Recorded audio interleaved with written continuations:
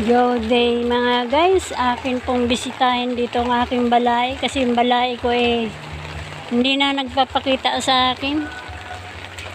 So ito po yung bahay ng aking balay. Wala siyang second floor kaya nung nagbaha nagtago siya sa tubig. So aking pong kamustay ng aking balay.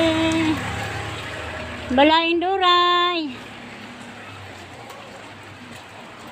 Where na yun? Yan. Magulo po kanyang bahay kasi nga ginulo ng baha. Ginulo ni Karina ang bahay ng aking balay. Where are you, my balay? Yan.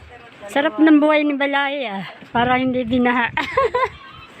Sana all nakahiga. Pero yung